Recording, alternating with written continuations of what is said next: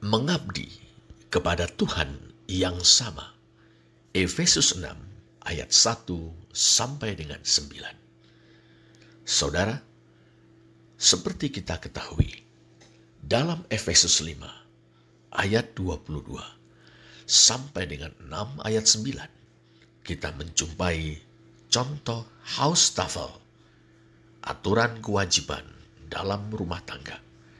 Jenis ini lazim ditemui dalam masyarakat Mediterania kuno atau masyarakat yang hidup di sekitar Laut Tengah. Dalam masyarakat ini, saudara, berlaku patriarki dan perbudakan. Dalam patriarki, laki-laki berkedudukan lebih tinggi daripada perempuan. Ia adalah penguasa dalam keluarga dan masyarakat. Dalam perbudakan, tuan pemilik budak memiliki hak penuh atas budak, atas pelayanan atau pengabdiannya, bahkan atas hidup dan matinya. Dalam unit yang paling kecil dari masyarakat, yakni keluarga, patriarki menjelma dalam kekuasaan laki-laki yang menjadi kepala rumah tangga. Sebagai suami, bapak, dan pemilik budak, ia adalah kurios atau dominus alias tuan besar yang berkuasa atas istri, anak, dan budak-budaknya. Kaum beriman dan jemaat Efesus, saudara, adalah bagian dari masyarakat ini. Mereka tahu bahwa dalam masyarakat mereka berlaku patriarki dan perbudakan. Mereka juga tidak asing dengan haustafel atau aturan kewajiban dalam rumah tangga. Mereka tahu haustafel Kristen disadur dari haustafel masyarakat Mediterania. Tetapi mereka tahu juga bahwa haustafel Kristen memiliki perbedaan mendasar dengan haustafel Mediterania. Apakah perbedaan itu? Haustafel Mediterania, saudara, hanya mengatur kewajiban istri kepada suami, kewajiban anak kepada bapa, dan kewajiban budak kepada tuan pemiliknya.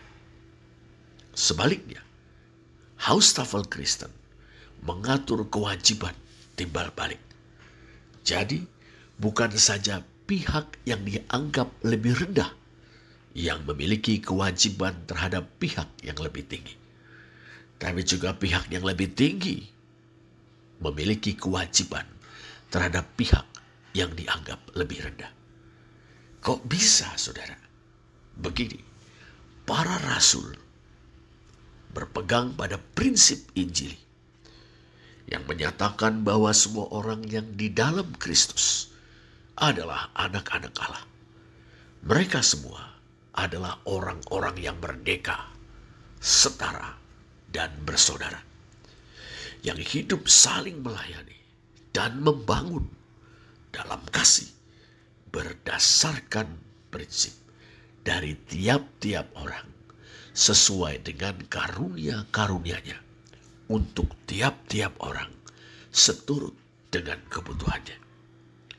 Berdasarkan prinsip Injil ini, saudara, para rasul memperbarui haustafel, membuatnya menjadi lebih adil dan manusiawi.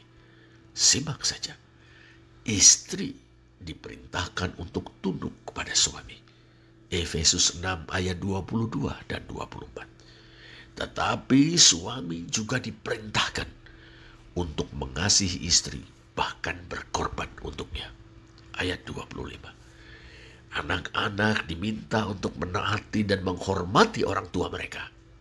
Efesus 6 ayat 1 dan 2. Tetapi para bapa juga diminta untuk tidak membangkitkan amarah di hati mereka, tetapi mendidik mereka dalam ajaran dan nasihat Tuhan. Ayat 4. Para budak, saudara, diperintahkan untuk menaati Tuhan dengan takut, gentar, dan tulus hati. 6 ayat 5. Tetapi si tuan diperintahkan juga untuk memperlakukan budaknya dengan adil dan menghargai jerih payah mereka. 6 ayat 8 dan 9. Dan menjauhkan ancaman terhadap mereka. ayat 9. Sangat menarik saudara. Secara tersirat namun jelas, Rasul Paulus menyatakan bahwa baik tuan maupun budak memiliki kedudukan yang sama di hadapan Tuhan. Ingatlah katanya, bahwa Tuhan mereka dan Tuhan kamu ada di sorga, dan ia tidak memandang mereka. Perhatikan pasal 6 ayat 9b. Ia mengingatkan si tuan bahwa baik si tuan maupun sang budak sejatinya adalah budak. Budak juga, hamba-hamba juga. Duloi para budak. Si tuan dan si budak adalah milik Tuhan Yesus Kristus. Dia telah menebus atau membeli mereka untuk menjadi miliknya untuk selama-lamanya. Mereka adalah budak-budaknya atau hamba-hambanya. Dia ada di surga, memegang dan menjalankan otoritas tertinggi atas segala sesuatu yang ada di surga dan yang ada di bumi. Lihatlah Efesus 1 ayat 20 sampai dengan 22. Ia tidak memandang muka. Ia tidak membeda-bedakan antara si tuan dan sang budak di dunia. Ia adil dan senang bila hamba-hambanya, senang bila si tuan maupun sang budak berbuat baik. Efesus 6 ayat 8. Jadi mereka semua mengabdi kepada Tuhan yang sama. Tidak boleh ada perilaku jahat. Tidak boleh ada perlakuan sewenang-wenang di antara mereka. Sekarang, saudara, saat perbudakan sudah dihapuskan, digantikan dengan sistem kerja bergaji, betapa prinsip ini tetap relevan, bahkan menjadi semakin relevan. Antara pemberi kerja dan penerima kerja ada pada kedudukan yang setara, baik secara sosial maupun di hadapan Tuhan. Dan mereka dituntut untuk berlaku adil dan menjauhkan kecurangan dan kesewenang-wenangan. Saudara, upaya untuk membuat Haustafel atau kewajiban, aturan tentang kewajiban dalam rumah tangga, upaya untuk membuat Haustafel menjadi lebih adil dan manusiawi, didasarkan pada prinsip Injili. Apakah tujuannya? Memperbarui hubungan-hubungan di dalam keluarga. Strategi pembaruan ini, saudara, melibatkan keluarga Kristen. Keindahan hidup keluarga Kristen akan menjadi kesaksian bagi keluarga Yunani Romawi lainnya dalam masyarakat Mediterania kuno. Kesaksian ini memiliki efek berganda, saudara. Keluarga yang belum mengenal Kristus memiliki kesempatan untuk mengenal kasih Kristus, sehingga mereka percaya kepada Tuhan Yesus untuk diselamatkan dan mengalami pembaruan dalam kehidupan mereka. Dalam jangka panjang, saudara, bayangkanlah keindahan hidup keluarga Kristen akan menjadi kekuatan pembaruan masyarakat. Setiap orang, demikian juga masyarakat, membutuhkan contoh nyata, bukan? Di zaman ini, saudara, zaman sekarang, krisis sedang melanda banyak keluarga. Perselingkuhan, pisah ranjang, dan perceraian melanda, membayang-bayangi hubungan antara suami dan istri. Berdasarkan Efesus 5 ayat 22 sampai dengan 33, kita dipanggil untuk menjadikan hubungan antara Kristus dan jemaat sebagai model hubungan antara suami dan istri. Sebagaimana Kristus terhadap jemaat, hendaklah suami mengasihi istrinya seperti tubuhnya sendiri dan siap berkorban baginya. Sebagaimana jemaat terhadap Kristus, hendaklah istri tunduk kepada suaminya, yakni mengakui dan menghormati otoritas suaminya sebagai kepala keluarga, serta mendukungnya agar dapat melaksanakan otoritasnya demi kesejahteraan dan kebahagiaan keluarga. Jadi masing-masing dari suami dan istri memiliki hak yang layak dipenuhi dan kewajiban yang harus dijalankan. Jangan sekedar menuntut hak tetapi mengabaikan kewajiban. Kekerasan dalam rumah tangga, saudara, di mana istri, anak, dan asisten rumah tangga sering menjadi korban. rupanya masih marak terjadi.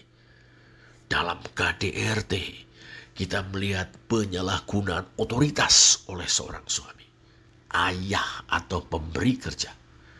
Kesewenang-wenangan si kuat terhadap yang lemah. Luka yang bukan hanya berupa luka fisik, tetapi juga trauma dan sakit hati. Itu memiliki efek yang panjang. Trauma menghantui dan menghambat pertumbuhan sang korban dalam mengaktualisasikan diri seturut dengan potensi yang dikaruniakan Tuhan kepadanya. Ia dicekam trauma, dicekam ketakutan. Sakit hati bisa menjadi dendam kesumat yang menuntut pembalasan yang setimpal, bahkan lebih cepat atau lambat.